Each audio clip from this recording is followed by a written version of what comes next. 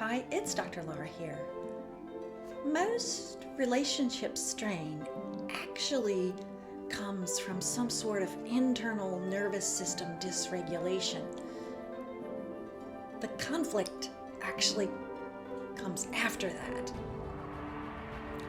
Presence regulates your field and allows others to feel safe with you without effort.